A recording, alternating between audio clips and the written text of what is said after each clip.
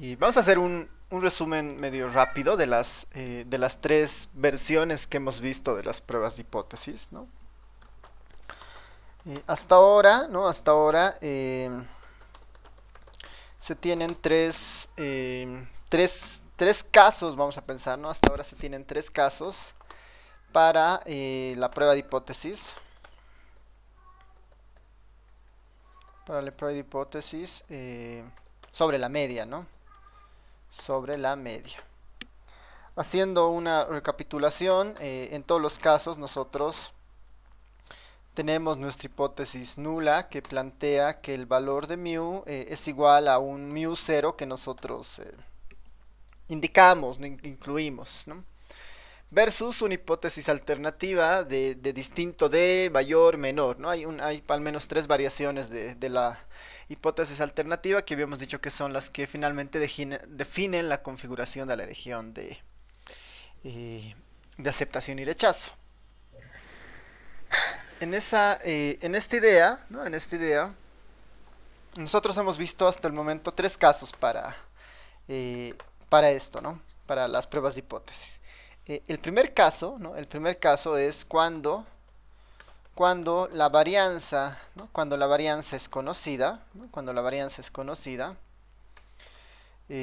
básicamente se emplea, ¿no? Se utiliza la distribución normal, ¿no? Cuando la varianza es conocida, se utiliza la distribución normal y el estadístico de prueba. Y el estadístico de prueba.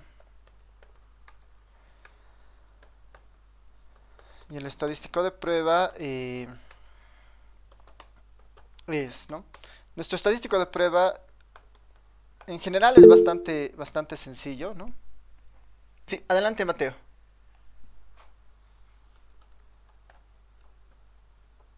No, no, perdón, licencié. Tuve un error de dedo. Ya, no te preocupes. Ya. Entonces, por ejemplo, nuestro estadístico de prueba, en el caso cuando la varianza es conocida, básicamente es la estandarización de la media muestral, ¿no? Tenemos que calcular la media muestral, asumir que la hipótesis nula es cierta, eso significa hacer esta diferencia respecto al mu cero, y dividir entre el error estándar, ¿no? El error estándar de la media muestral, que en este caso es la varianza conocida, ¿no? El sigma, dividido la raíz cuadrada de n, ¿no? La raíz cuadrada de n. Cuando la varianza es conocida, se utiliza la distribución normal y el estadístico de prueba queda de esta forma, ¿no? Ese es el primer caso que habíamos visto. El segundo caso es cuando la varianza es desconocida, ¿no? Cuando la varianza es desconocida, ¿no? Cuando la varianza es desconocida eh, y la muestra, ¿no? La muestra que tomamos para comprobar esta hipótesis es mayor a 30, vamos a poner, ¿no? Es mayor a 30. Se utiliza, ¿no? Se utiliza la distribución normal. Seguimos utilizando casi la misma aproximación del caso 1, ¿no? La distribución normal sigue siendo nuestro paraguas para definir las regiones críticas de aceptación y rechazo. Y lo que varía es el estadístico de prueba, ¿no? Y el estadístico de prueba. Y el estadístico de prueba es el estadístico de prueba es básicamente es muy parecido al primer caso, ¿no? Con la diferencia que nosotros en vez de calcular a sigma dado que no es conocido, lo vamos a estimar, ¿no? Y lo estimamos con la raíz cuadrada de la varianza muestral, lo que es lo mismo esta S, ¿no? Esta S con sombrero, ¿no? Que es la raíz cuadrada de la varianza muestral, ¿no? Lo que está en el denominador es una aproximación o es una estimación del error estándar, ¿no? De la media muestral, ¿no? Este es el error estándar de la media muestral original y esta es su estimación, ¿no? Esa es la idea en el segundo caso, ¿no? Y justo estábamos viendo la anterior clase, el tercer caso, que es parecido a este, ¿no? cuando la varianza es desconocida y la muestra es menor, ¿no? Es menor o igual a 30, ¿no? En este caso, ¿no? En este caso, cuando la muestra es menor a 30, la distribución normal ya no se puede, uno ya no puede estar tan seguro de que nos ayude a resolver el problema, ¿no? Y recurrimos a una distribución que es muy parecida a la distribución normal, ¿no? Que veíamos la anterior clase, que era la distribución T, ¿no? La distribución T de student se llama, ¿no? T de student, ¿no? Se utiliza la distribución T de student y el estadístico de prueba es, ¿no? En este tercer caso, el estadístico de prueba se calcula exactamente de la misma forma que en el caso 2, solo que lo vamos a denotar como T0, ¿no? Al estadístico de prueba, ¿no? Como T0 al estadístico de prueba, ¿no? Esa es un poco la idea en estos tres casos, ¿no? Noten que el estadístico de prueba tiene básicamente la misma configuración, ¿no? Salvo que cuando la varianza es desconocida, se utiliza el S sombrero, ¿no? Que es la forma de obtenerlo o se lo obtiene con la varianza muestral, ¿no? La varianza muestral de los datos. Ese es el estadístico de prueba, tiene básicamente la misma forma.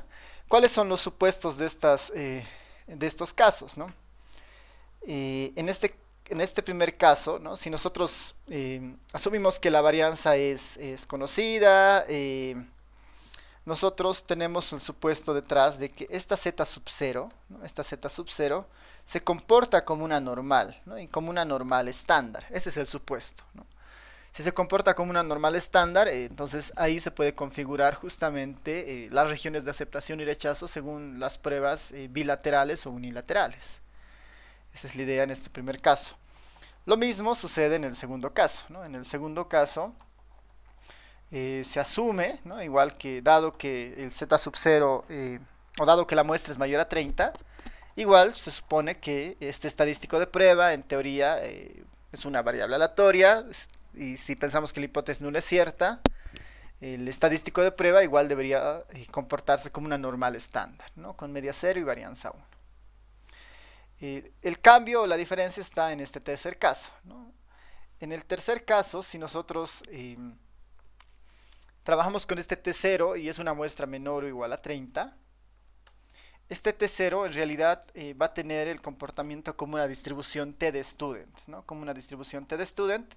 Y la T de student veíamos en la anterior clase que es una distribución muy parecida a la normal, pero que tiene un solo parámetro, que es esta B, que se le llama sus grados de libertad.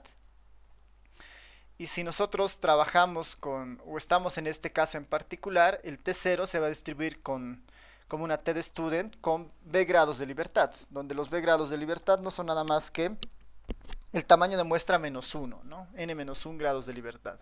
Así se distribuiría este T0, ¿no? Esos son los tres casos para la media. Y en los tres casos, dependiendo la hipótesis alternativa, ¿no? En los tres casos, dependiendo la hipótesis alternativa, tenemos nuestras respectivas regiones de aceptación y rechazo, ¿no? Tenemos nuestras respectivas regiones de aceptación y rechazo. Vamos a empezar con la primera, ¿no? En este primer caso, ¿cómo era la región de aceptación o rechazo? ¿Cómo tomábamos la decisión? Aquí podemos enunciar que para una hipótesis alternativa, ¿no? Para una hipótesis alternativa, voy a escribir así mejor. Para una hipótesis alternativa bilateral, ¿no? De mu 0, perdón, mu distinto de mu 0, ¿no? Si la hipótesis alternativa fuera de este estilo, entonces es una prueba de hipótesis bilateral, ¿no? Entonces, cuando se rechaza la hipótesis nula, podemos escribirlo de esta forma, ¿no? Se rechaza la hipótesis nula cuando, ¿no? Se rechaza la hipótesis nula cuando, vamos a escribirlo en términos del complemento, cuando básicamente el z sub 0, cuando el z sub 0 no pertenece, ¿no? Cuando el z sub 0 no pertenece a este intervalo, ¿ya? Y vamos a escribir la región de aceptación. Esta es otra forma de escribirlo, o bueno, lo podemos escribir si no como antes, ¿no? Si z sub 0 es menor a menos z de alfa medios, ¿no? Menos z de alfa medios. Vamos a escribir nomás como hemos ido escribiendo, ¿no? Si sucede esto, rechazamos la hipótesis nula, ¿no? Es decir, se encuentra en la región de rechazo.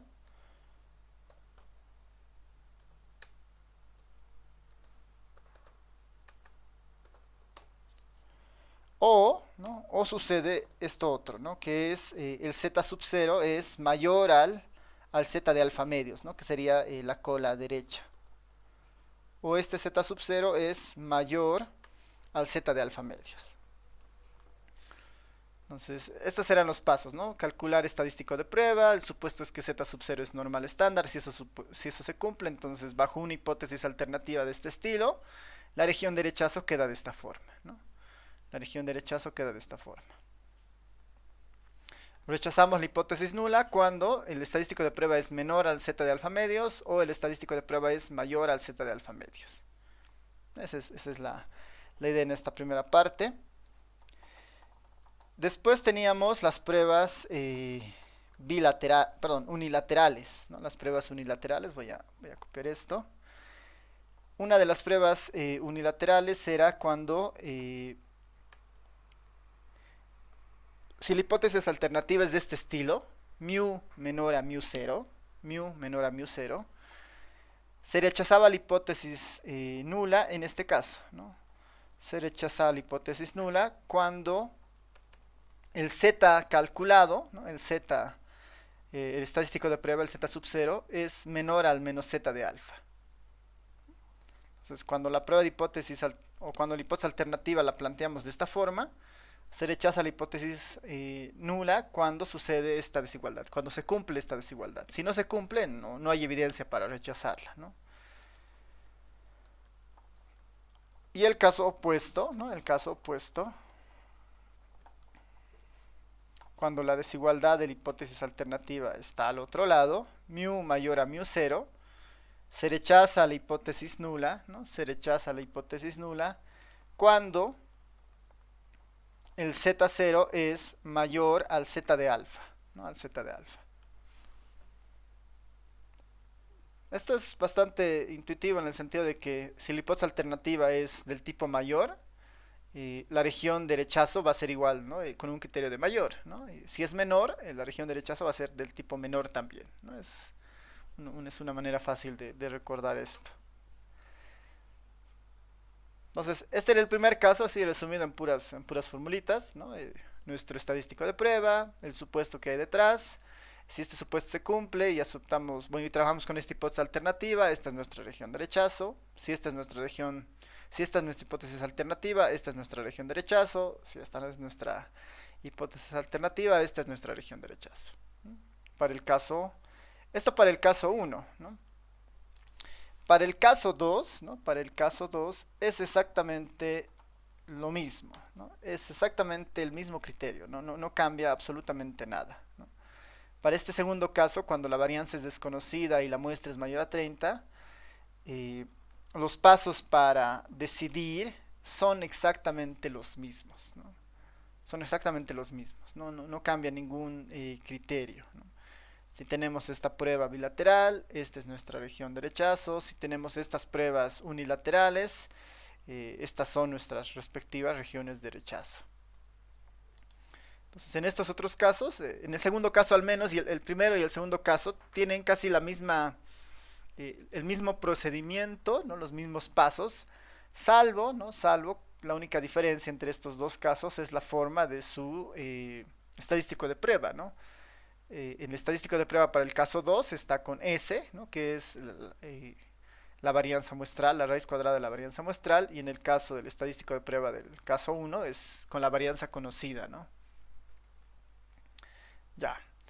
Y finalmente, para este caso 3, ¿no? Que varianza desconocida y la muestra menor, ¿no? Es muy parecido, ¿no? Es muy parecido a lo que hemos ido viendo, solo que ahora ya no podemos trabajar con la distribución T de student. Por ejemplo, para la hipótesis bilateral de mu distinto a mu cero, ¿no? Vamos a rechazar la hipótesis nula en qué escenarios, ¿no? Acá el supuesto es que si z sub 0 se comporta como una t de student, entonces no debería quedar fuera de estos umbrales que vienen de las tablas de la normal. Para nosotros, ahora que estamos en una muestra menor a 30 y estamos trabajando con una t de student, esta en realidad va a ser la t de tablas, ¿no? La t de tablas de alfa medios con n-1 grados de libertad, ¿no? T de alfa medios de n-1 grados de libertad. Y lo mismo va a suceder en el otro lado, ¿no? En vez de trabajar con una z, vamos a trabajar con la distribución t de alfa medios con n-1 grados de libertad. Y en este caso estamos trabajando con el t0 y t0. La estructura de la región de rechazo es la misma, ¿no? Lo único que está cambiando es, por un lado, la notación. Ahora trabajamos con t0 como el estadístico de prueba. Y los valores de la t de student de tabla, ¿no? Esos son los que se alteran, digamos, ¿no? Entonces necesitamos de alguna manera tener acceso a los valores de la t de student de tablas, ¿no? Que son justamente estos dos, ¿no? ¿De dónde van a salir? Es la pregunta.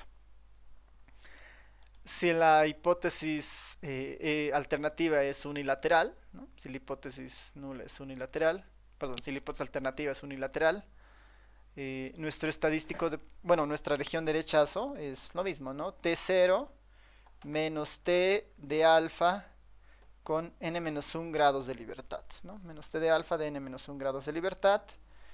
En el otro escenario, lo mismo, yo estoy evaluando T0 de la distribución T de student, ¿no? Alfa nivel de significancia alrededor de tipo 2 de n-1 grados de libertad. Esos son justamente nuestros casos. Entonces, básicamente es un poco ir siguiendo estos pasos, ¿no? En el caso en el que nos encontremos, ¿no? En el caso que nos encontremos, que si se han dado cuenta depende de la cantidad de información principalmente, del tamaño de muestra. Y eventualmente si tenemos información adicional como la varianza, ¿no? Si tenemos información adicional de la forma o la naturaleza de la varianza, vamos a usar siempre el caso 1. No es lo más común, ¿no? No es común que tengamos acceso a la varianza, no es lo más común, ¿no? Lo más común es el caso 2 y 3, ¿no? Donde no tenemos acceso a la varianza, entonces con varianza desconocida estimamos el S. Ahora, entre el caso 2 y el 3, depende mucho de las ciencias, ¿no? En las ciencias sociales a veces es un poco fácil tener muestras grandes, ¿no? De personas, ¿no?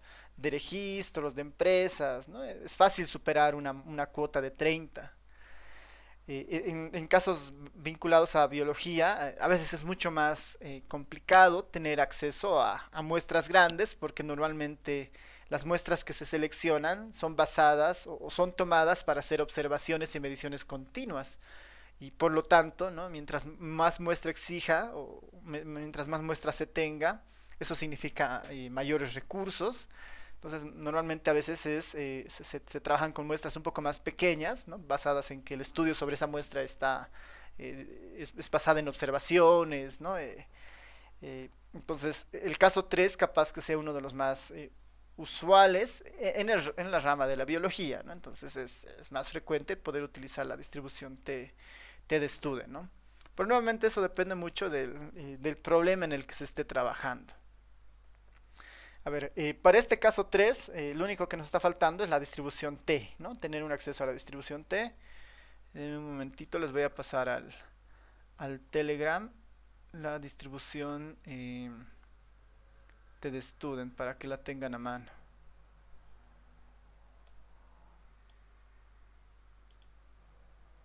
Ya, se los estoy mandando al Telegram para que la tengan. La voy a subir también al Classroom, si no, pero es bien sencilla la tabla TED Student. Es parecida a la normal, ¿no? Es parecida a la normal. Esta es la tabla que les he pasado. Normalmente, si en cálculo, bueno, si ya han visto algo de integrales, en teoría lo que me devuelve esta tabla es justamente, ¿no? El valor, ¿no? Perdón, no. Lo que me devuelve es la probabilidad, ¿no? Esta área que está medio celeste, ¿no? La probabilidad acumulada hasta el punto T0, ¿no? Hasta el punto T0. Esa es un poco la idea, ¿no? La probabilidad acumulada hasta el punto T0. ¿Cómo se utiliza esta tabla? ¿No? Por ejemplo, si nosotros queremos, queremos saber cuál es el valor, ¿no? El valor, a ver, perdón, otra vez. Ya, ahora sí, mi error, ¿no? Lo que me devuelve la tabla, ¿no? Lo que me devuelve la tabla, lo que está aquí adentro, ¿no? Lo que está aquí adentro, eh, son los valores T0, ¿no? O bueno, los valores T de tablas, lo que está en el eje horizontal, eso es lo que me devuelve esta tabla, ¿no? Lo que está en el eje horizontal, ¿no? Por ejemplo, ¿cuál será el T0? ¿Cuál será el T0 que acumula un nivel de probabilidad del 10%, ¿no? Entonces, si esta área equivale al 10%, ¿no? Si esta área equivale al 10%, lo que es lo mismo 0,1, este es como el 10%, 25%, 5%, 0,25, 0,01, 0,005. Entonces, estos de acá están vinculados a la probabilidad, ¿no? La primera fila hace referencia a la probabilidad que se encuentra en el área celeste. La probabilidad que se encuentra en el área celeste. Por ejemplo, si yo defino un alfa, ¿no? Un alfa de 10% para una prueba bilateral, el alfa medio será el 5%. Entonces estaré en este caso, por ejemplo, ¿no? Entonces, esto define justamente, si quieren, el nivel de significancia que uno puede llegar a tomar, ¿no? Este puede ser el nivel de significancia que uno puede llegar a tomar. Y estos son los grados de libertad, ¿no? Por ejemplo, ¿cuál sería el valor del T de tablas para un alfa, no sé, de 0,05 con 12 grados de libertad, ¿no? Había sido 1,78, ¿no? 0,5, 12 grados de libertad, 1,78. No sé, 0.025, 2.5% para 8 grados de libertad, 230-60, por decir, ¿no? 230-60.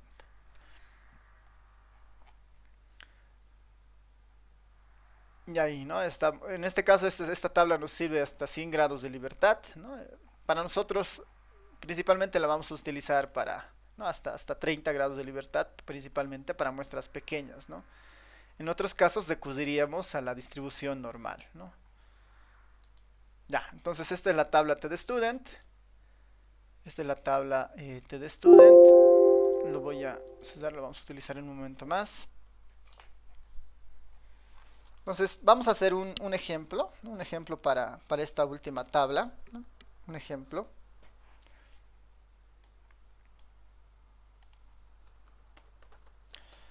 Se tiene el peso en kilogramos.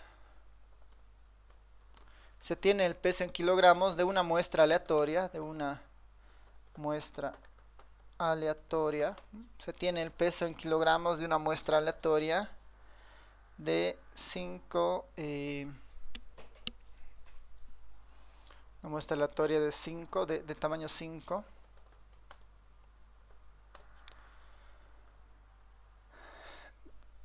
De tamaño 5 de una determinada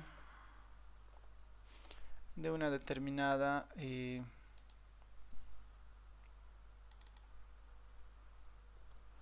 determinado animal, digamos, ¿no? De un determinado animal. No vamos a precisar, pero tenemos una muestra respecto al peso, una muestra de tamaño 5, ¿no? Estos datos son Vamos a imaginar que tenemos el peso en kilogramos, ¿no? 4.5, 6.7, 5.0, 4.9 y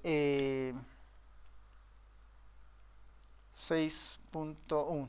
¿No? Tenemos estos 5 pesos en kilogramos de un determinado animal, ¿no? Estos datos son 4, 5, 6, 7, 5, 4, 0 y 6, 1, ¿no? Se cree, ¿no? O se piensa, ¿no? Se piensa que estos animales, ¿no? Estos animales tienen, tienen, tienen problemas, ¿no? Se piensa que estos animales tienen problemas de nutrición, ¿no? Problemas de nutrición,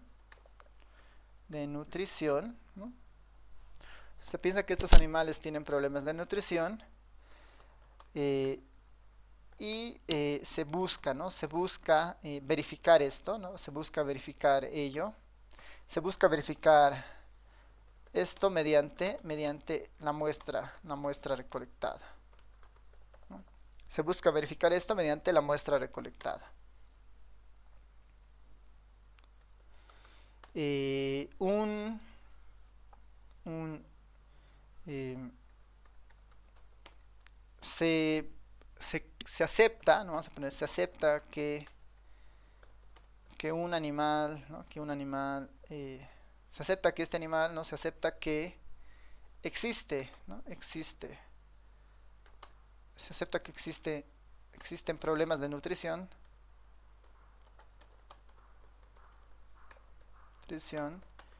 si el peso, ¿no? Si el peso es inferior, ¿no? Si el peso es inferior a 4.2 kilogramos, ¿no?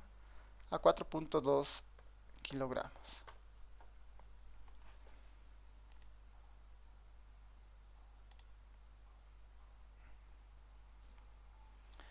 Ya.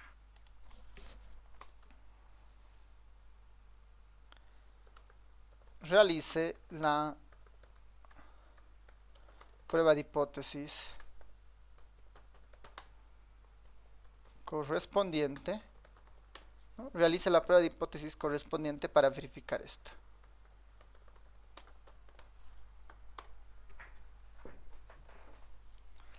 Y está, ¿no? Realice la prueba de hipótesis correspondiente para verificar esto.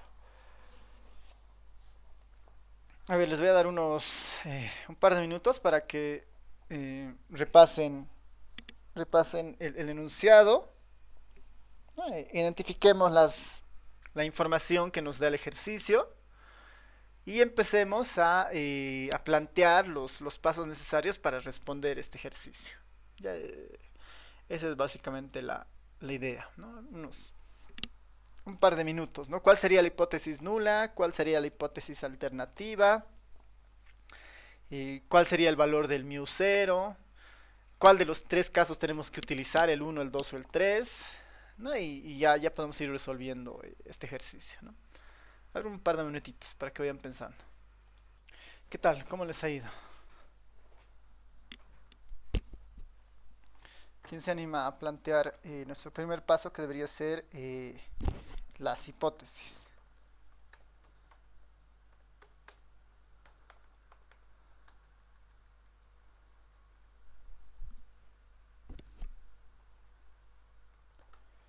¿Cuál sería la hipótesis nula y cuál sería nuestra hipótesis alternativa?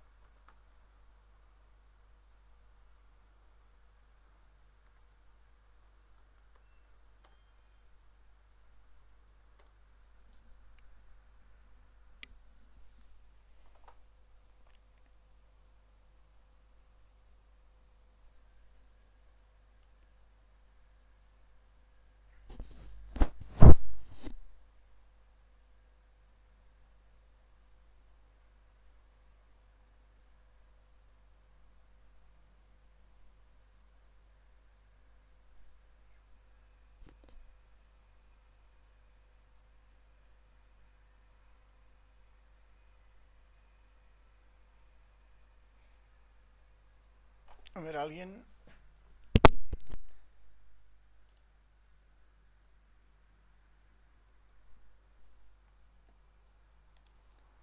habíamos dicho que justamente, ¿no? Uno de los objetivos de estas pruebas de hipótesis es eventualmente, ¿no? Contrastar algo. Y más que aceptar la hipótesis nula, ¿no? Lo que nos interesa muchas veces es rechazarla, ¿no? Porque rechazar la hipótesis nula implica de alguna manera validar la hipótesis alternativa, ¿no? Rechazar la hipótesis nula de alguna manera significa validar la hipótesis alternativa. En este ejercicio, ¿qué es lo principalmente, o sea, qué es lo que se quiere principalmente mm, calificar, digamos, ¿no? ¿Qué es lo que se quiere encontrar? Es la idea de saber si esta población de animales tiene algún tipo de problema de nutrición, digamos, ¿no?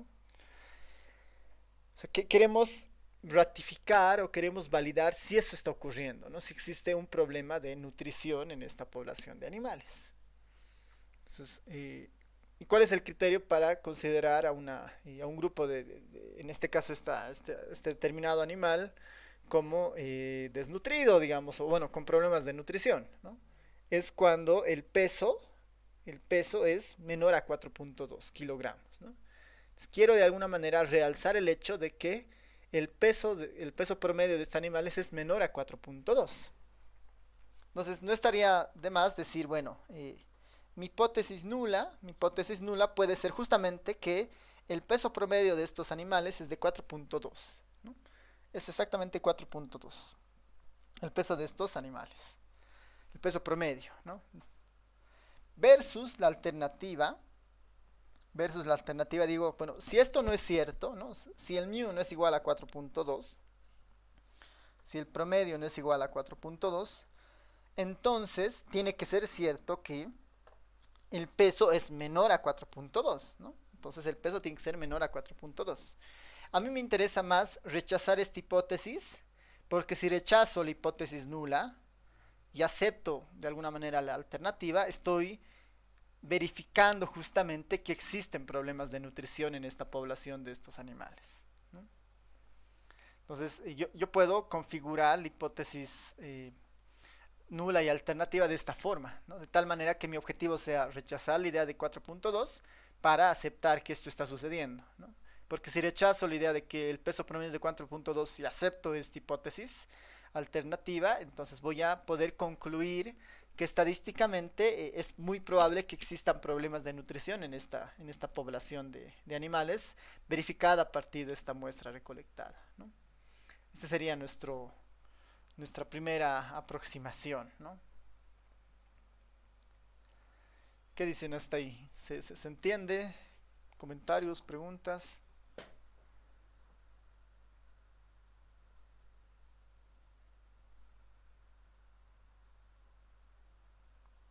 Ya. Entonces, ¿no? Asumiendo que esto es nuestra prueba de hipótesis, lo segundo que deberíamos entender es en qué caso estamos, ¿no? En el caso uno, caso 2 o caso 3. ¿Cuál es el caso en el que estamos? ¿Caso uno, caso 2 o caso 3? ¿Qué dicen?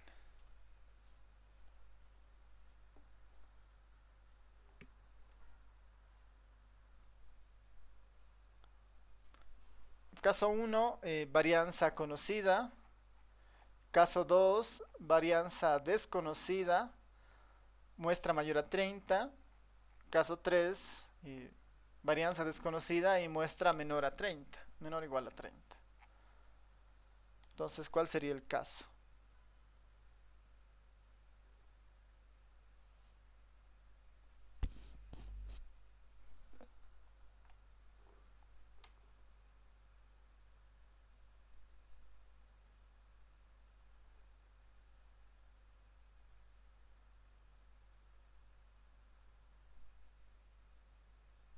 ¿Alguien? Estaríamos en el caso 3, ¿no?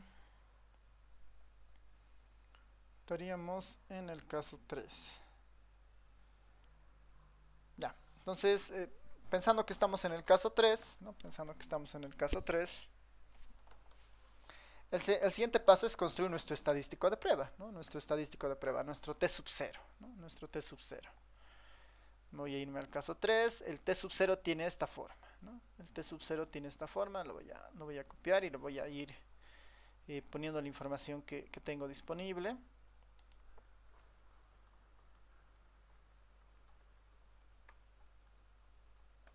Tengo que construir el T sub 0. Para eso tengo que ir reemplazando los valores que calculo a partir de la información de la muestra, ¿no?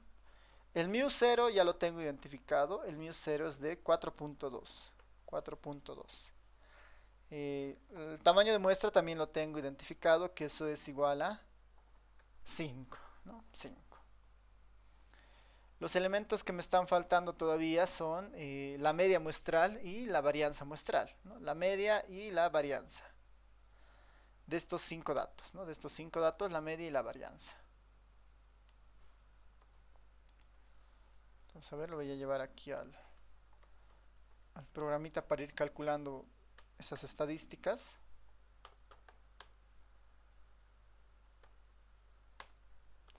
Ahí están los 5 pesos que tengo. Para la media es muy sencillo, sumo todo y divido entre 5, ¿no? Le voy a pedir la media, ¿no? Sumo todo, 4, 5, más 6, 7, más 5, 0, más 4, 0, más 6, 1, dividido entre 5. Y esto había sido 5.26, ¿no? 5.26. La media de estos 5 numeritos había sido 5.26. Eso lo reemplazo dado que ya tengo acá la información. 5.26. 5.26.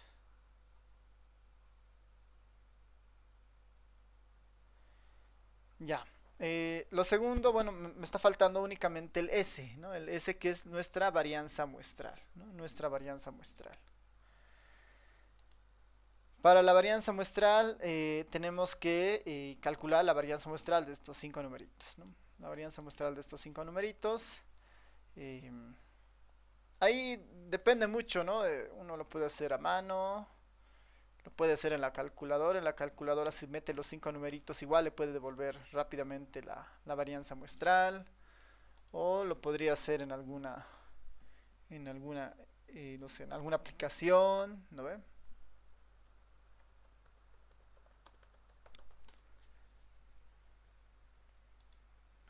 Se pueden utilizar diferentes criterios, ¿no?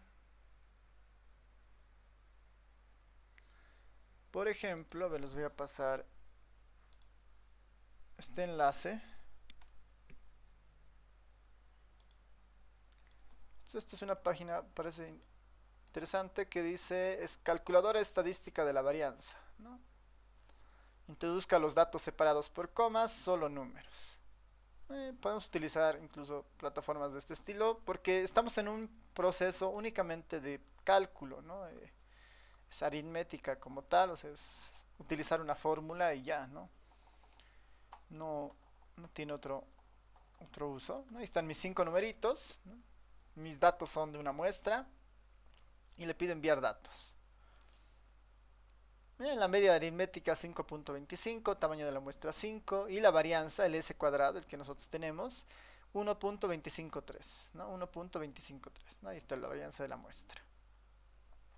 Algo de información, que la varianza es la muestral, la estimación de la varianza, y esta es la poblacional, por ejemplo, ¿no?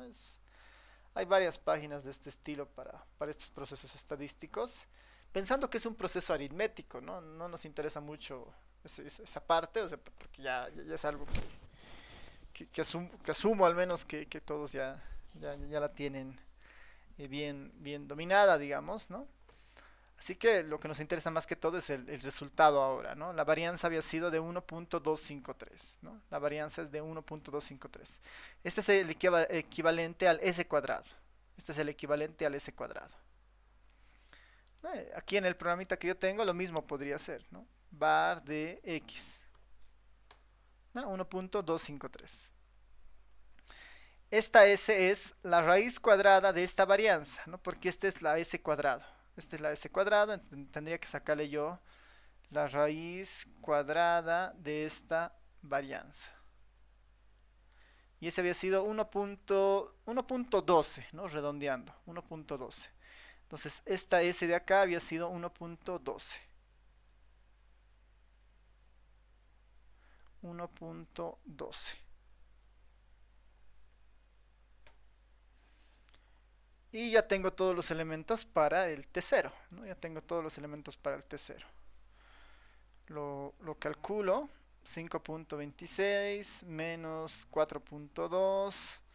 Todo esto dividido entre 1.12 dividido entre la raíz cuadrada de 5. ¿No? 5.26 menos 4.2 dividido entre 1.12 dividido entre la raíz cuadrada de 5. Y el resultado es de 2.12, ¿no? Vamos a tratar de trabajar con dos decimales. 2.12, ¿no? 2.12. Nuestro T sub 0. Ya está, ¿no? Ya estamos cada vez más cerca, ¿no? De nuestra decisión. Entonces, ya tenemos el T0. El siguiente paso, ¿no? Según nuestras formulitas, que era tomar la decisión, ¿no? Tomar la decisión. Según la hipótesis alternativa, ¿no? La hipótesis alternativa en este caso es del tipo menor, ¿no? Menor. Me voy a la hipótesis alternativa de este estilo, que es esta de acá, ¿no? Cuando la hipótesis alternativa es de esta forma, que es justamente el caso, se rechaza la hipótesis nula cuando sucede esto. Entonces me voy a llevar esto aquí abajo para tenerlo.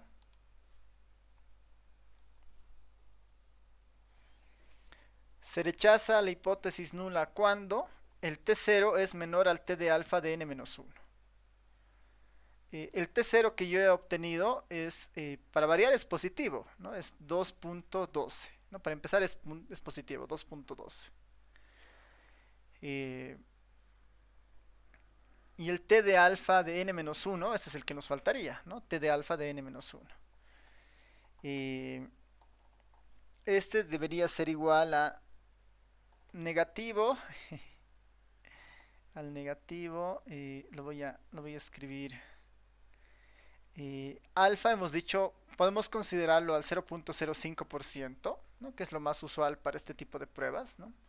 T de alfa de 0.05, un alfa del 5%. N-1, n vale 5, 5 menos 1, 4. ¿No?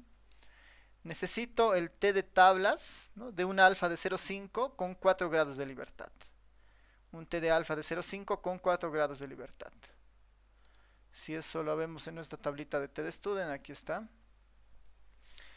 Estoy en el alfa de 0.5 aquí, con 4 grados de libertad. 1, 2, 3, 4, exactamente este de acá. 2.1318. 2.1318.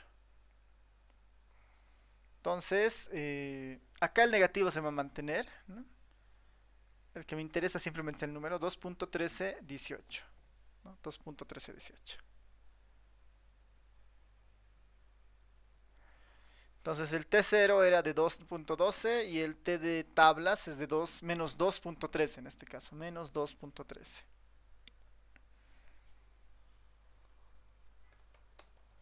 Por lo tanto, ¿qué hacemos?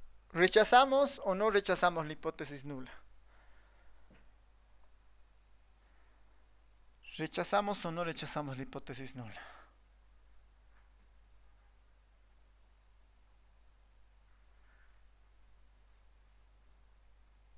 ¿Qué dicen?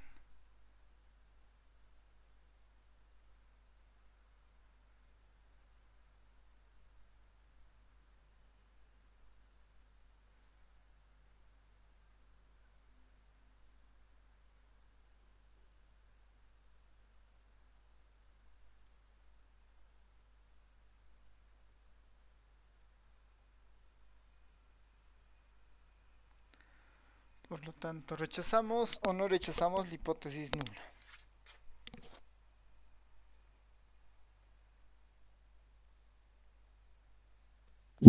La rechazaríamos porque no cumple de qué. menos 2.3 es mayor que 2,2, ¿no? Ya, en realidad esto lo tenemos que leer esto, ¿no? O sea, se rechaza la hipótesis nula cuando se cumple esta desigualdad, ¿no? Cuando se cumple la desigualdad de acá.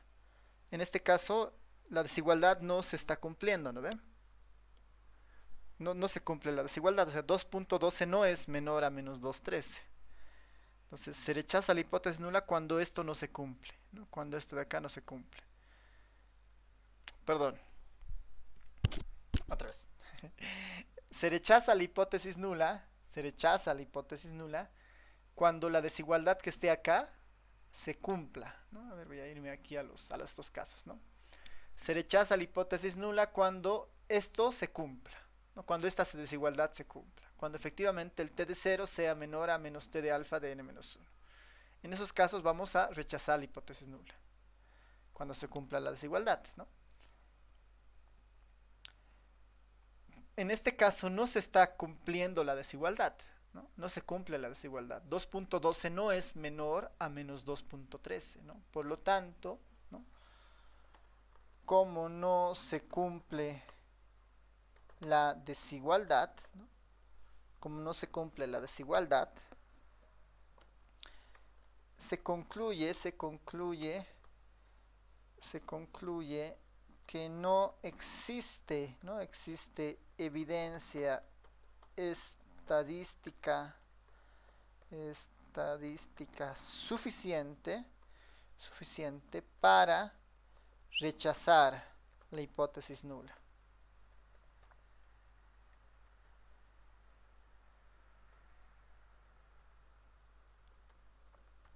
No puedo rechazar la hipótesis nula, ¿no? No puedo rechazar la hipótesis nula. Si se cumpliera esta desigualdad, si se cumple, la puedo rechazar. Como no se está cumpliendo, no puedo rechazar la hipótesis nula, ¿no? Entonces se concluye que no existe evidencia estadística suficiente para rechazar la hipótesis nula, ¿no? Esto implica, ¿no? Que la población, ¿no? Esto implica que posiblemente, ¿no? Esto implica que posiblemente la población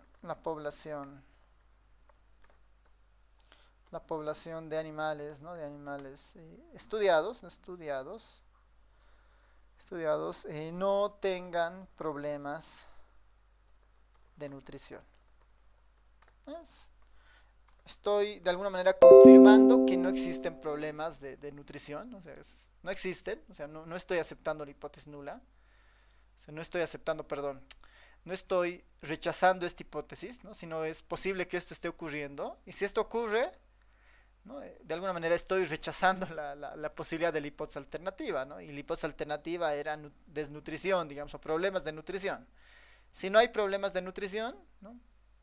Entonces puedo concluir que es una población que posiblemente esté sana, digamos, ¿no? Al menos en ese aspecto. Entonces siempre rechazamos, ¿no? Se rechaza la hipótesis nula cuando esta desigualdad se cumpla, ¿no? A ver, voy a aclarar un poquito aquí. Se rechaza la hipótesis nula cuando la siguiente desigualdad se cumpla. Como no se cumple la desigualdad, entonces no podemos rechazar la hipótesis nula, ¿no? Esa es la idea en esta parte. Preguntas, dudas.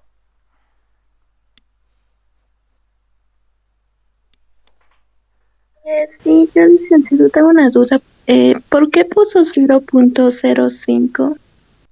Ah, ya. Eh, si bien es cierto, el problema no nos ha especificado un nivel de significancia, ¿no? Los T de tablas, ¿no? Para los T de tablas necesitamos dos parámetros. Uno, el alfa, que es el nivel de significancia, que para nosotros es el ESOR de tipo 1, ¿no? Es el ESOR de tipo 1. En anteriores clases habíamos dicho que los valores más comunes del alfa eran de 0.01, 0.05 y 0.10, ¿no? 0.1, ¿no? 0.1. En este caso estamos utilizando un alfa del 5%, ¿no? aquí la vamos a aclarar, ¿no? Tal vez aquí lo voy a poner, ¿no? Vamos a utilizar un nivel de significancia del 5%. El 5% es lo más convencional, ¿no? Lo más convencional que hay. Y como convención, ¿no? Si un enunciado, si un ejercicio no especifica el nivel de significancia, entonces lo mejor es utilizar el 5%, ¿no? Lo mejor es utilizar el 5%. A menos que el ejercicio lo establezca, digamos, ¿no? Tal vez pone un nivel de significancia del 1%, ¿no? ¿Para qué nos sirve esto? Justamente para buscarlo en la tabla, ¿no? T de 0.05%, ¿no? Con 4 grados de libertad, en la tabla de la normal está acá, ¿no? T de 0.05, aquí está el nivel de significancia, esta primera fila es, y estos son los grados de libertad, ¿no? Para 4 grados de libertad, con un alfa de 0.05, el valor del T0 o el valor de T de tablas es de 2.1318, ¿no? 2.1318, ¿no? Que es justamente este de acá. Esa es la idea de esa parte. ¿Alguna otra consulta, comentario? Yo quería preguntar algo, Licen. O sea, cuando se rechaza en sí la hipótesis, si no me equivoco, entonces ahí es cuando sí, bueno, en este ejercicio se supuestamente tendrían problemas de nutrición, ¿o no? Y no. Aquí la hipótesis, a ver, nuevamente, lo que queremos verificar principalmente es si existen problemas de nutrición, ¿no? Queremos verificar si existen problemas de nutrición en este grupo de animales. ¿Cuándo va a existir problemas de nutrición?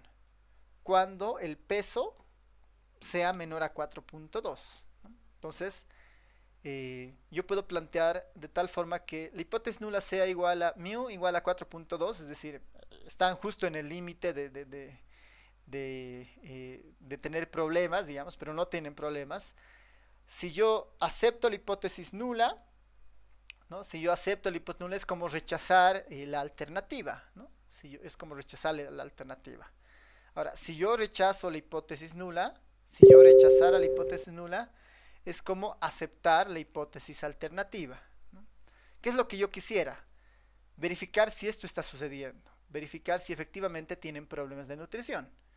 Entonces, como quiero verificar si tienen problemas de nutrición, mi objetivo sería ver si se puede rechazar esta hipótesis nula, ¿no? Por eso la planteo de esta forma. Porque si rechazo la hipótesis nula, si rechazo la hipótesis nula, estoy confirmando que sí tienen problemas de nutrición. Pero si yo no puedo rechazar la hipótesis nula, si yo no rechazo la hipótesis nula, entonces esto no es cierto, digamos, no necesariamente es cierto. Lo que significaría, si no rechazo la hipótesis nula, por lo tanto, no tendrían problemas de nutrición, no tienen problemas de nutrición. Entonces, con eso en mente, construyo el estadístico de prueba, construyo mi región de rechazo. Se rechaza la hipótesis nula siempre y cuando se cumple esta desigualdad. Como no se la cumple, ¿no? Como no se cumple, se concluye que no existe la suficiente evidencia, no he logrado probar, o no tengo los suficientes elementos para rechazar la hipótesis nula, no se tiene la suficiente evidencia estadística para rechazar la hipótesis nula, no se puede rechazar la hipótesis nula. Entonces, esto implicaría que yo no puedo rechazar esta idea, ¿no? Entonces, de alguna manera estoy descartando que esto suceda, ¿no? Si yo no puedo rechazar que esto sea cierto, ¿no? Entonces estoy de alguna manera ratificando que esto no está pasando. Si no está pasando esto, significa que no tienen problemas de nutrición estos animales, porque esto significa, si rechazar la hipótesis nula significa aceptar esto. Como yo no estoy rechazándola, entonces no puedo aceptar este hecho. Como no acepto este hecho, ¿no? Esto implica que posiblemente la población de animales estudiados no tenga problemas de nutrición, no tiene problemas de nutrición. Sé que es un poquito medio confuso, pero en pruebas estadísticas, en pruebas de hipótesis, no tenemos certeza de muchas cosas, ¿no? No podemos tener necesariamente certeza, sino podemos tener indicios estadísticos, ¿no? Podemos tener sospechas estadísticas o validaciones estadísticas, ¿no? Yo no puedo confirmar que existen problemas de nutrición, ¿no? O que no existen. Solamente puedo establecer que no hay evidencia suficiente para descartar esa posibilidad, ¿no? Ese es el lenguaje correcto, digamos, ¿no? ¿Por qué? Porque estamos trabajando con una muestra, ¿no? Una muestra de 5 animales de una población, no sé, que podrían tener 100, 1000, 2000, digamos, ¿no? Elementos. Entonces, es probable que es una muestra aleatoria, tiene su respectivo comportamiento, pero no me garantiza, digamos, ¿no? Una certidumbre total, ¿no? No me garantiza eso. ¿Por qué? Porque está presente el concepto de aleatoriedad, de errores de muestra y todos esos conceptos, ¿no? Pero las pruebas de hipótesis nos dan un mecanismo para justamente poder validar estos posibles resultados, ¿no? Esa es la idea.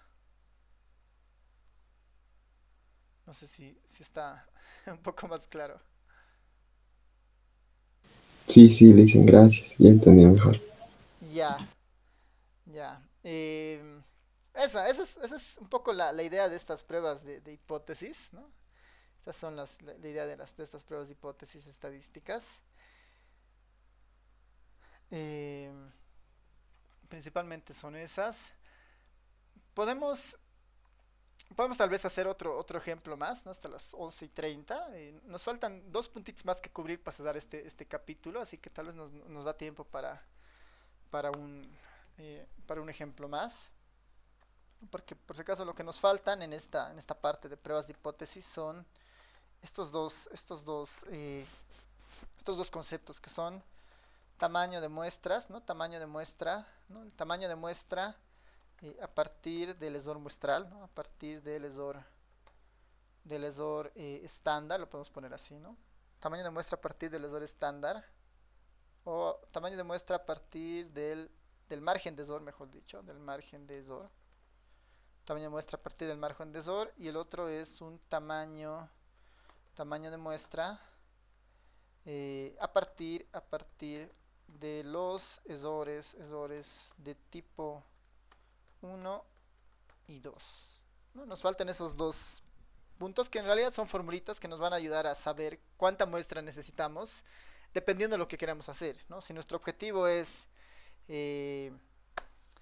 nuestro objetivo es hacer pruebas de hipótesis y tener mucho control sobre el esor de tipo 1 y 2, entonces utilizamos esta, ¿no? Si nuestro objetivo es mejorar nuestras estimaciones pensando en intervalos de confianza, esta fórmula deberíamos utilizar, ¿no?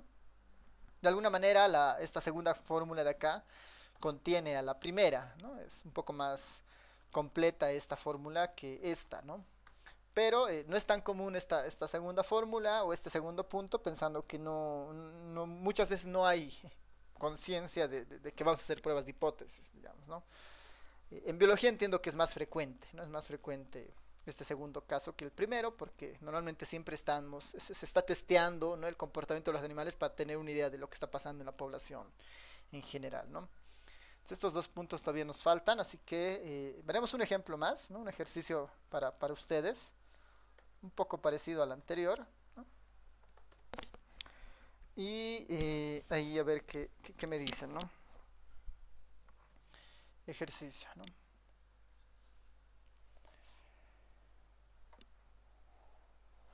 Ya, a ver,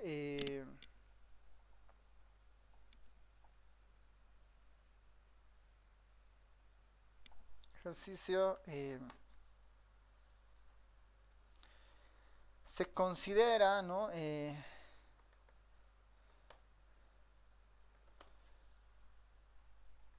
Vamos a poner, a ver, uy, perdón. Se considera que un determinado, ¿no? Que un determinado, ¿no? Se considera que un determinado fruto está maduro, ¿no? Está maduro. Se considera que un determinado fruto está maduro cuando su árbol, ¿no? Cuando su árbol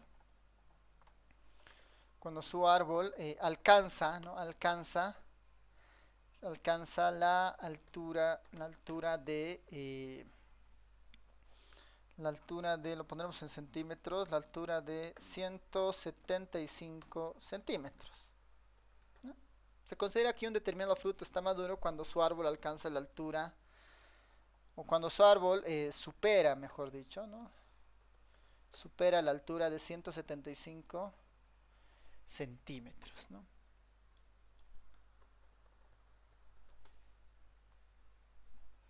Cuando su árbol supera la altura de 175 centímetros.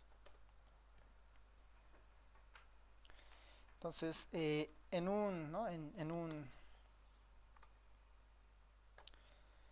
Para verificar, ¿no? Para verificar si ya se puede, cosechar, ¿no?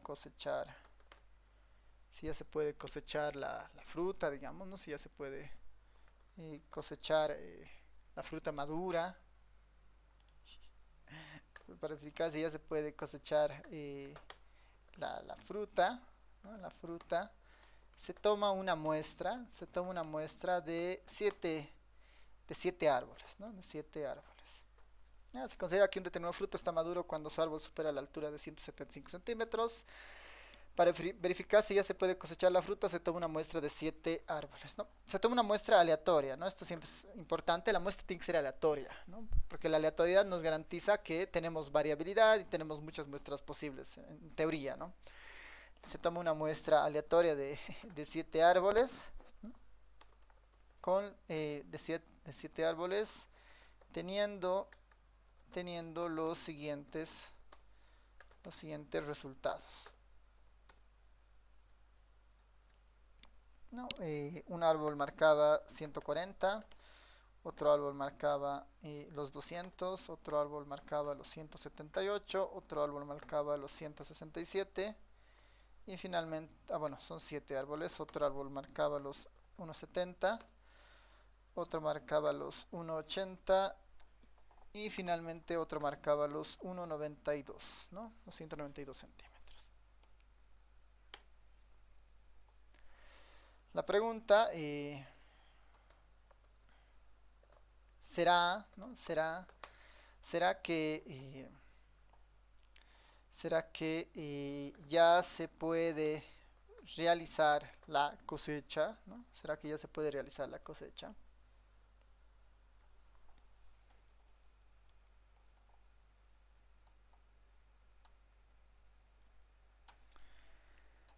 Ya, entonces, un ejercicio para ustedes, les voy a dar unos 11:23 hasta las 11:27 para que vayan pensando, tratando de armar la hipótesis, eh, planteando la hipótesis, ¿no? Identificando cuál tenemos que utilizar de los 3 casos. Si tienen el primer paso resuelto, ¿no? Identificar la hipótesis, básicamente todo es bien mecánico después, ¿no? Así que esa parte es importante, ¿no? Bueno, entonces les voy a dar unos 4 minutitos, 11:23 hasta las 11:27, ¿no? Para que vayan razonando en base al ejercicio. ¿Cuál sería la hipótesis nula y cuál la alternativa? ¿No? Y cuál sería el caso 1, 2 o 3 tenemos que seguir, ¿no? Dependiendo de la información que tenemos. Adelante. ¿Qué tal? ¿Cómo les ha ido? ¿Quién, ¿quién se anima a plantear la hipótesis nula y alternativa?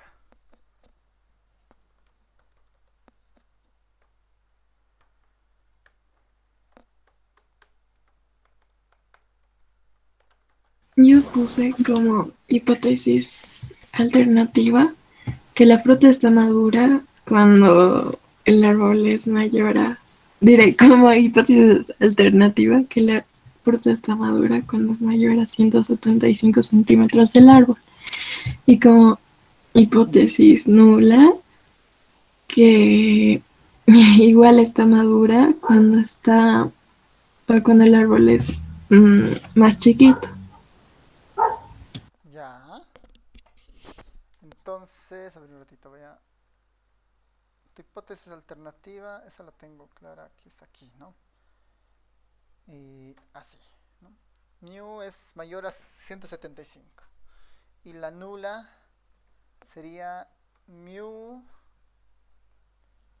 menor a 175. Así dices, ¿no? Ya. En general, ¿no? Así por convención, digamos, y por toda la teoría que estamos viendo, la hipótesis nula siempre va a tener una igualdad, ¿ya? La hipótesis nula siempre tiene una igualdad, ¿no?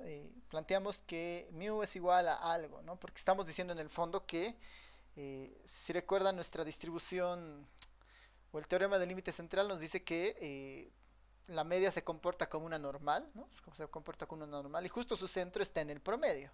Entonces, por eso, normalmente la hipótesis nula siempre es una igualdad, ¿no?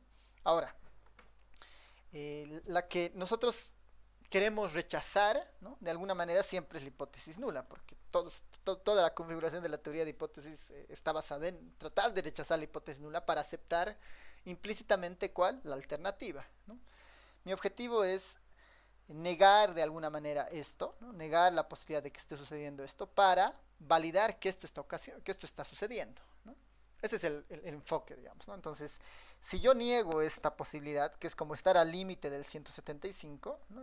Si yo niego esta posibilidad, voy a aceptar que esto está ocurriendo, ¿no? Voy a aceptar que esto está ocurriendo.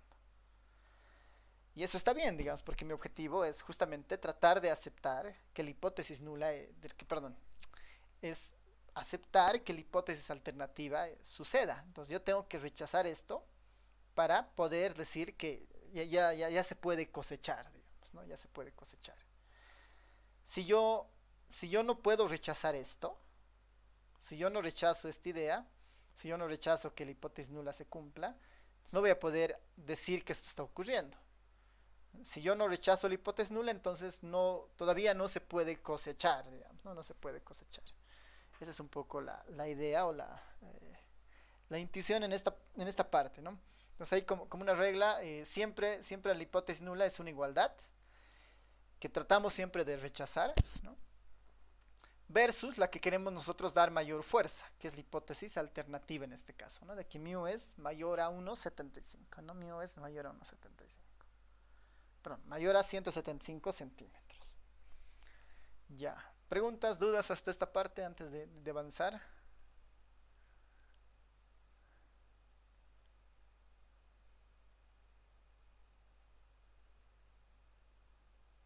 Ya. Dado que esta es la media, lo siguiente sería armar el estadístico de prueba, ¿no? Voy a ayudarme un poquito del anterior ejercicio para jalar el estadístico de prueba. Ahí está mi estadístico de prueba, solo que ahora tengo otros valores, ¿no? Tengo otros valores. Sigo con una población menor a 30, no, perdón, con una muestra menor a 30, son 7 árboles que tengo. Entonces tengo que seguir utilizando la t de student, ¿no? El t sub 0 como estadística de prueba. ¿Por qué? Porque la muestra es menor a 30, ¿no? La muestra es menor a 30. Entonces, lo que yo tengo que hacer ahora es reemplazar con los valores que necesito, ¿no? Mu 0 ya lo tengo establecido, ¿no? Es 175. N también ya la tengo, que es igual a 7. Me falta el X barra y el S, ¿no? El X barra y el S. Ahí nuevamente podríamos llevar esto al programita, por ejemplo esta página que les he pasado que debe seguir aquí. Pongo todos los datos separados con comas, es una muestra y le envío y me dice, ¿no? Tienes 7 elementos, ahí está la media, 175.29, ¿no? 175.29 y la varianza de 376.90. En esta parte que es más aritmética no vale la pena gastar mucho tiempo. Ese es mi mensaje para utilizar estas páginas o el software, digamos, ¿no? Porque es aritmética, digamos. En el fondo, si hay un error, es un error aritmético que nos puede llevar a otro lado, digamos, que no es justamente lo que se evalúa, digamos, ¿no? Estamos buscando entender bien el proceso de una hipótesis como tal, ¿no? De una prueba de hipótesis. Entonces ya con eso en mente, aquí tengo los dos, lo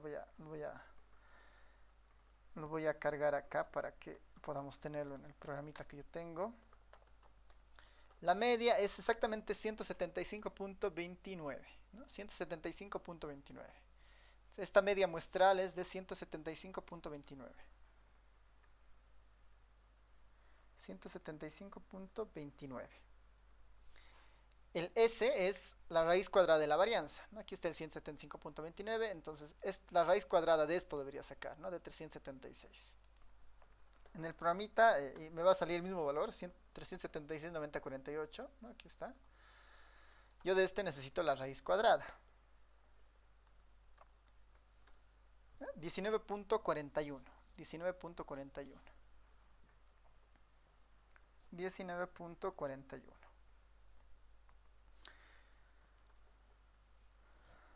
Por lo tanto, mi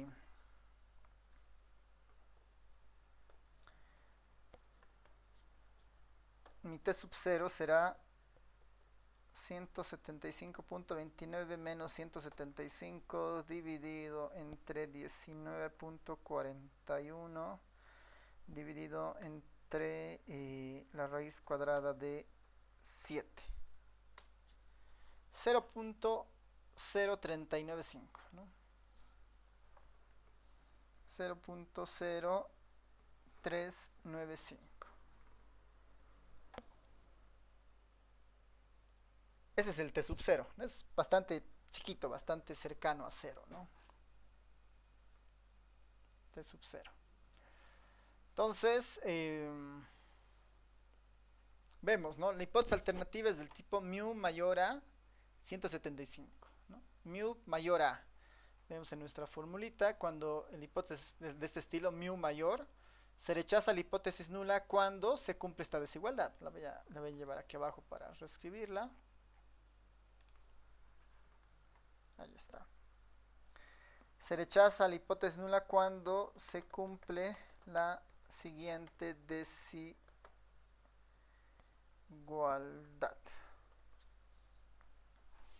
T0 mayor a T de alfa, n menos 1.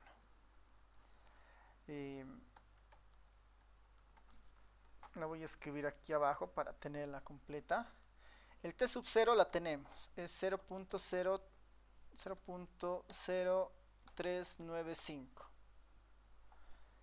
Me faltaría el T de alfa, ¿no? Igual vamos a suponer al 5%, lo voy a poner acá, ¿no? Suponiendo un alfa de 0.05, ¿no? Suponiendo un alfa de 0.5, que es equivalente al 5%. Suponiendo ese alfa, entonces debería buscar ¿qué debería buscar? Un alfa del 0.05 n-1, 7 menos 1 de 6 grados de libertad, ¿no? Tengo que buscar el T de alfa de 0.05 con 6 grados de libertad. Me voy a la tablita. Aquí está el 0.05. 6 grados de libertad están acá. Entonces, este es el valor. 1.9432. 1.9432. Bajo. Y el T de alfa había sido 1.9432. 1.9432. Nuevamente, ¿de dónde sale el 1.9432? El T de tablas a un nivel de alfa de 0.5 y 6 grados de libertad. Aquí arriba está el alfa. Aquí está el 0.5. 6 grados de libertad. Aquí está 6 grados de libertad. Busco la intersección. Es este, ¿no? 1.9432. ¿no? 1.9432. De ahí viene, ¿no?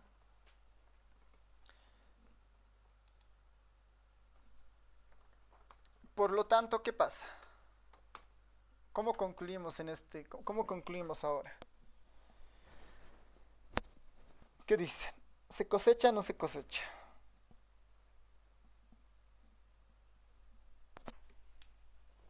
Tratar de ver todo. ¿Qué dicen? ¿Se cosecha o no se cosecha? La hipótesis nula era esta y esta es la alternativa.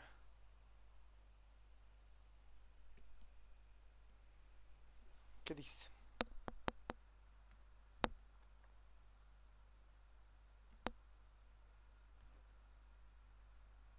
Que no se cosecha.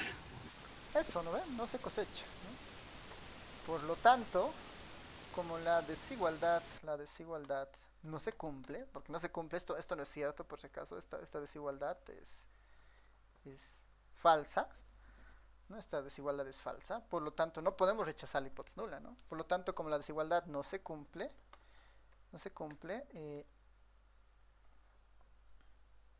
por lo tanto, como la desigualdad no se cumple,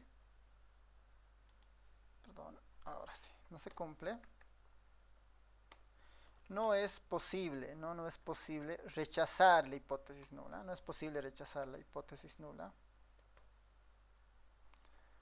La hipótesis nula, ¿no? No es posible rechazar la hipótesis nula.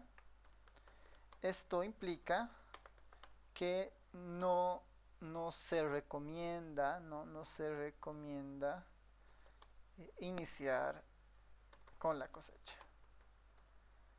No se iniciar con la cosecha, ¿no? Aún no están maduros, digamos, lo suficiente como para cosechar, ¿no? Porque estadísticamente hemos encontrado que no, aún no. No es posible echarle potencialidad, esto implica que no se recomienda iniciar con la cosecha. Entonces, esos son los pasos, ¿no? Si se han dado cuenta, una vez que establecemos esta relación ¿no? orientada un poco a lo que queremos cumplir, lo demás es muy mecánico, ¿no? Y el siguiente como paso importante es como que hacer la decisión, ¿no? Analizar, ver qué significa. Ahí la recomendación siempre es evitar muchas conclusiones muy, muy, eh, muy, con mucha certidumbre, ¿no? En el sentido de que estamos trabajando siempre en un escenario de aleatoriedad, entonces lo que estamos encontrando con esta muestra de tamaño 7 por ahí puede cambiar si aumentamos la muestra, digamos, ¿no? Tomamos dos árboles más y justo esos dos árboles habían sido más grandes y tal vez ahí se rechace la hipótesis nula y aceptemos que es necesario cosechar, por ejemplo, ¿no? Entonces ahí viene un poco la idea de que el tamaño de muestra también importa, ¿no? El tamaño de muestra importa, porque se nos va a dar siempre más información, ¿no? El tamaño de muestra, mientras más grande sea la muestra, tenemos más información de la población y eso puede ayudar a calibrar nuestra decisión, ¿no? Esto puede ayudar a calibrar siempre nuestra decisión, ¿no? Siempre a mayor cantidad de muestra, este de acá, este denominador siempre va a ser más pequeño, ¿no? Porque el n va a ser más grande, esto va a ser que siempre sea más pequeño, ¿no? El lesor muestral siempre va a ser más pequeño, el lesor estándar, ¿no? Que es lo que está aquí abajo. Ya, entonces ya con ese ejemplo terminamos esta parte de las hipótesis de la media y lo que nos quedarían son estos estos dos puntos, ¿no? No sé si antes de entrar a esto alguien tiene algún comentario, consulta.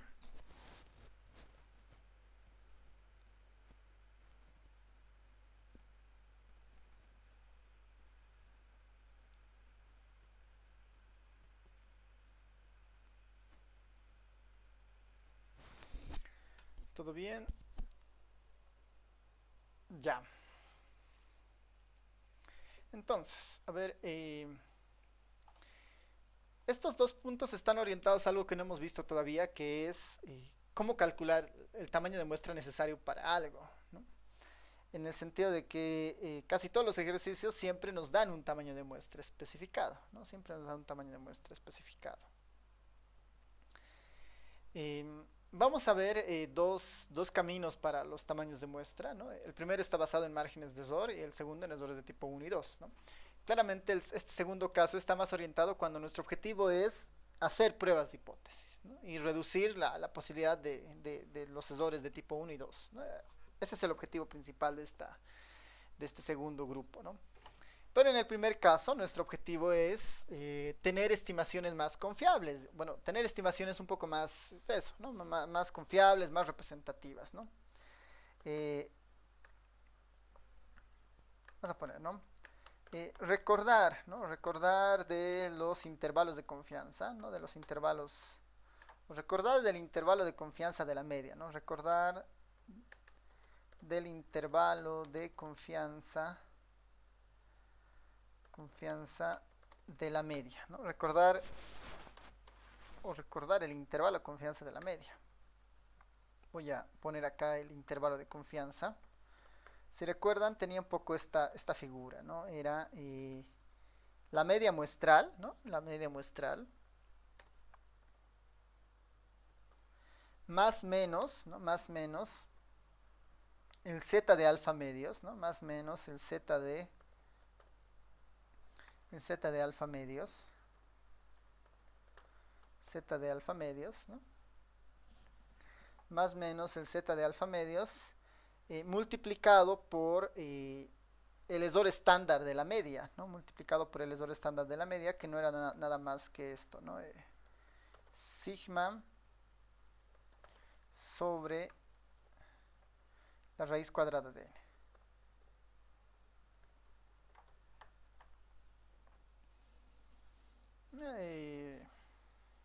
Es eso, ¿no? Recordar el intervalo de confianza de la media que tenía esta forma, ¿no? Tenía esta forma, principalmente cuando la varianza es conocida, digamos, ¿no? Como en el caso de las pruebas de hipótesis, cuando la varianza es conocida, aquí yo puedo utilizar el sigma. Si la varianza no fuera conocida, yo a esta la estimo con el S, digamos, ¿no? Esa es un poco la lógica. Pero finalmente un intervalo de confianza tiene esta forma. Un intervalo de confianza tiene esta forma, ¿no?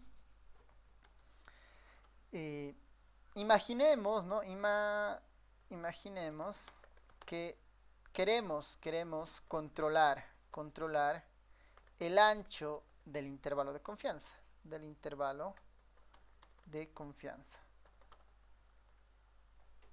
Perdón. ¿No? Imaginemos, ¿no?, que queremos controlar el ancho del intervalo de confianza. El intervalo de confianza, ¿qué era? ¿No? La media menos este valor. Es límite inferior. La media más este valor, el límite superior, ¿no? Este elemento de acá, este término de acá, nos da justamente el ancho, ¿no? El ancho del intervalo de confianza, ¿no? Entonces, imaginemos que queremos controlar el ancho del intervalo de confianza, ¿no? A ese ancho lo vamos a denominar, margen de error. A ese ancho del intervalo, a este ancho lo vamos a denominar margen de error y lo vamos a denotar con una letra que va a llamarse epsilon, ¿no? Lo vamos a denotar con esta letra que se llama epsilon. ¿Qué es lo que estamos diciendo? Simplemente en esta parte es lo siguiente, ¿no? Mi intervalo de confianza en realidad va a tener como que esta estructura. A ver, estamos diciendo que todo esto, el z de alfa medios, el sigma y todo eso, le voy a llamar simplemente epsilon, ¿no? Estoy diciendo que todo este componente se llama epsilon, ¿no? ¿Qué tal si yo quiero controlar el epsilon? Quiero determinar cuán largo o cuán corto va a ser el epsilon. Esa es nuestra idea. Todo esto se llama epsilon, ¿no? Entonces, lo único que estamos diciendo en esta fórmula es lo siguiente.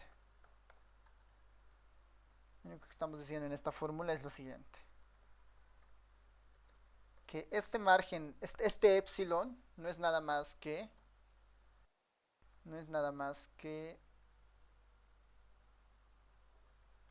todo esto de acá, ¿no? Este epsilon no es nada más que todo esto de acá, ¿no? Estamos reetiquetando un poco las cosas, ¿no? El epsilon es todo esto.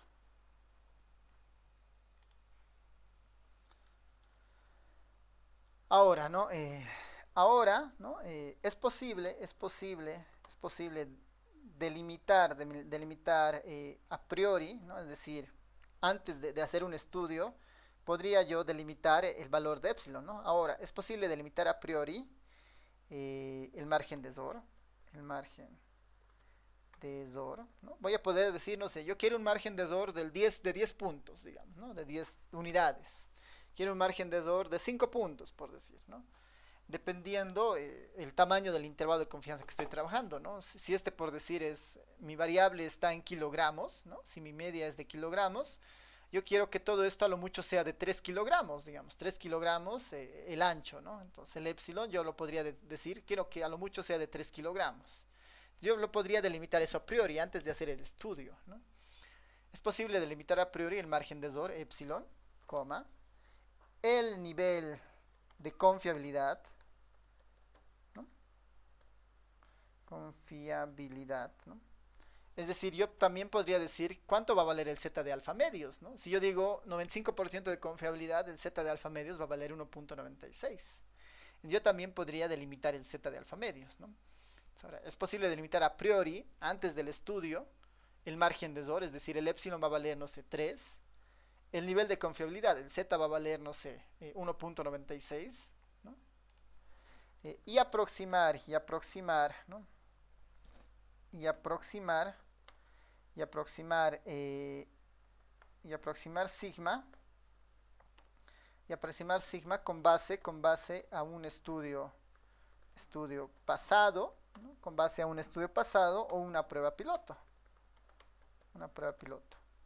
Es decir, ¿qué tal si yo puedo tener así el epsilon, el z y el sigma, ¿no? Si yo puedo estos tres tenerlos a priori, digamos, los puedo utilizar o los puedo definir de alguna manera, ¿no? El epsilon, yo digo, quiero un ancho de 3 kilogramos, un z del 95% de confiabilidad, significa que el z vale 1.96.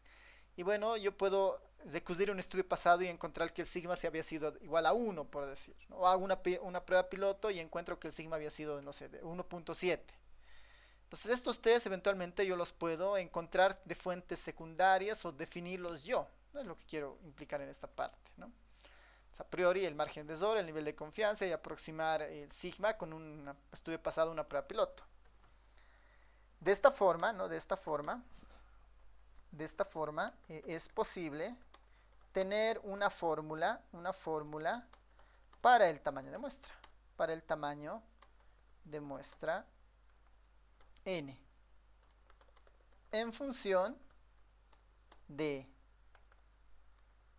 epsilon, z de alfa medios,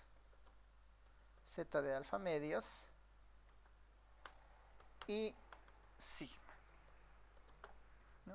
Si yo puedo darle un valor previo al epsilon, al z y al sigma, la única incógnita en esta ecuación sería n, ¿no? La única incógnita en esta ecuación sería n, ¿no? De esta forma es posible tener una fórmula para el tamaño de muestra n en función de epsilon, alfa y sigma. Esta es, ¿qué hay que hacer? Despejen la n de esta ecuación, ¿no? Despejaremos la n de esta ecuación.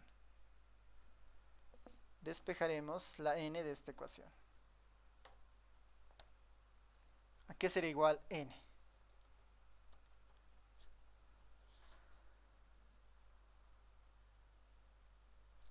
Si están de acuerdo, deberíamos llegar a algo así: z de alfa medios multiplicado por sigma dividido entre epsilon, y todo esto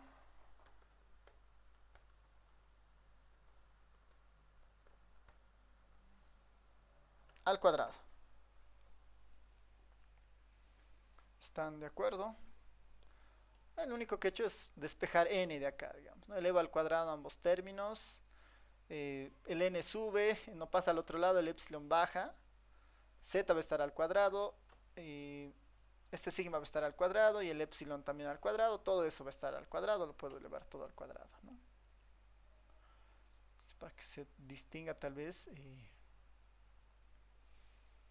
n en el fondo va a ser el nivel de confiabilidad por el nivel de variabilidad de los datos dividido entre epsilon, todo eso elevado al cuadrado, ¿no?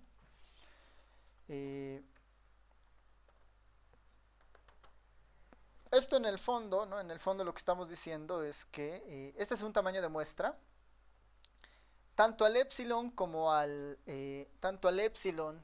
como al Z, yo los voy a poder definir en base a mis intereses. Yo voy a decir, quiero un ancho de 2 centímetros, de 2 kilogramos, no sé, en base a la unidad de medida que esté trabajando, ¿no? El epsilon yo lo voy a poder definir.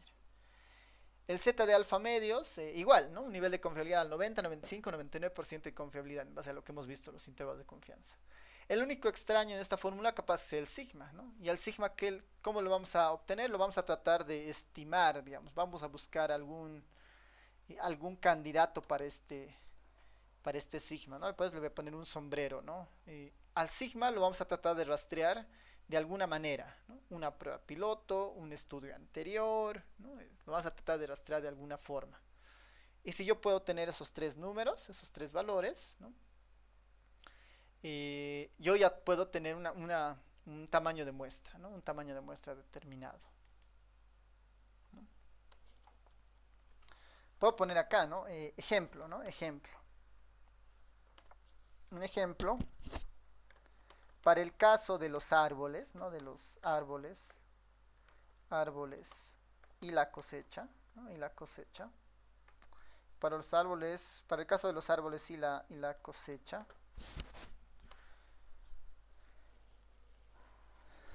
Para el caso de los árboles y la cosecha, calcular el tamaño de muestra necesario, ¿no? Calcular el tamaño de muestra necesario.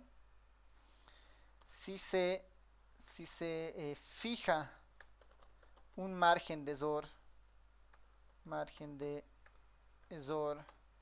de 5 centímetros, ¿no? Vamos a decir, no quiero equivocarme, el ancho del intervalo de confianza, ¿no? En el caso de los árboles, quiero que sea lo mucho de 5 centímetros, ¿no?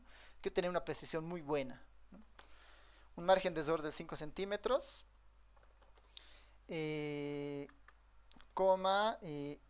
un nivel de confiabilidad del 95%, ¿no?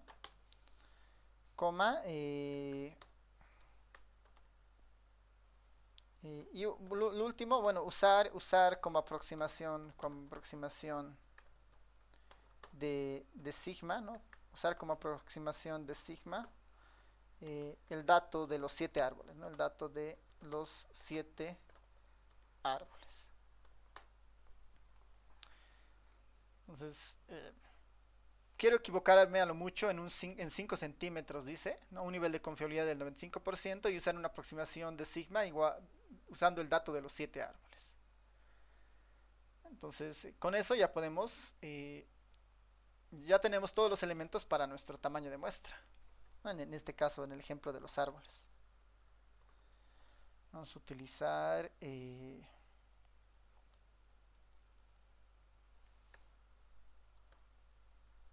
esta formulita, digamos, ¿no? Esta formulita de acá. Es como nuestra aproximación. Y vamos a ir reemplazando lo que ya sabemos, ¿no? Lo que ya tenemos.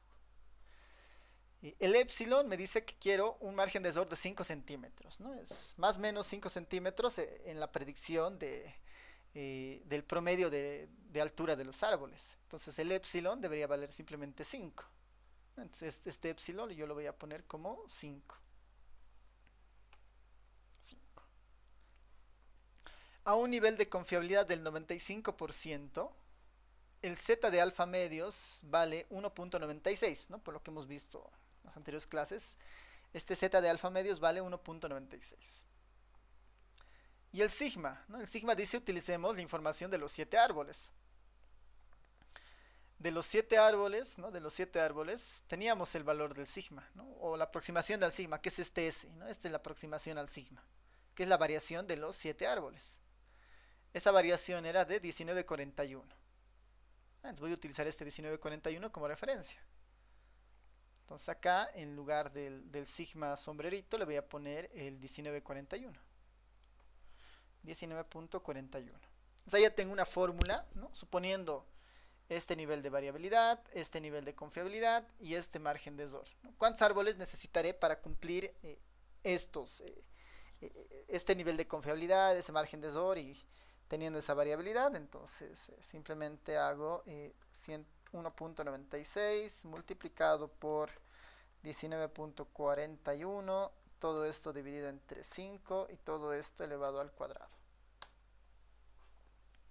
Ahí está la muestra, ¿no?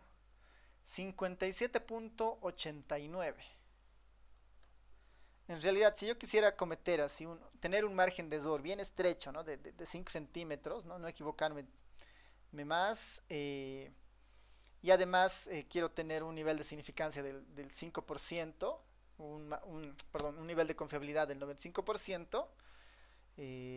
Tendríamos básicamente una muestra de 57.89 árboles, ¿no? Como son árboles y son unidades completas, no puedo ir a 57.89, tengo que ir necesariamente a 58, digamos, ¿no? Necesitaría una muestra de 58 árboles para garantizar estos niveles de confiabilidad, estos niveles de error. Esa es la idea de este primer ejemplo, ¿no? De los tamaños de muestra. Entonces, como ven, es una fórmula bastante sencilla, ¿no?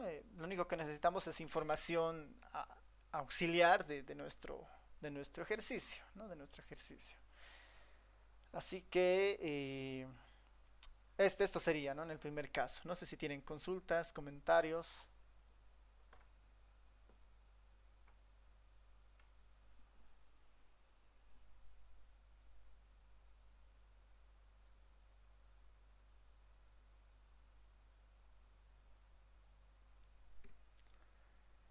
Ya. Entonces, a ver, en la clase del día viernes vamos a continuar con un ejemplo más de esto. Vamos a un poco explotar esta parte de este ejemplo. Y vamos a terminar después con los tamaños de muestra de los error de tipo 1 y 2. Ya para entrar a nuestro tema 4. El tema 4 son relaciones entre variables, ¿no? Vamos a ver ahí unos dos conceptos y unas dos fórmulas, ¿no? A lo mucho. Y con eso ya terminamos básicamente el avance de la materia, ¿no? Pensando que ya estamos cerca de nuestros parciales, ¿no? Así que vamos a terminar la clase de hoy acá y el día viernes igual vamos a discutir por si acaso las fechas de las siguientes evaluaciones y así podemos confirmar nuestro calendario que ya está establecido o tal vez ver de mover algunas fechas, ¿no? Si fuera necesario. Ya. Entonces, terminamos acá y nos vemos el día viernes. Nos vemos, chao a todos, a todas, chao, chao.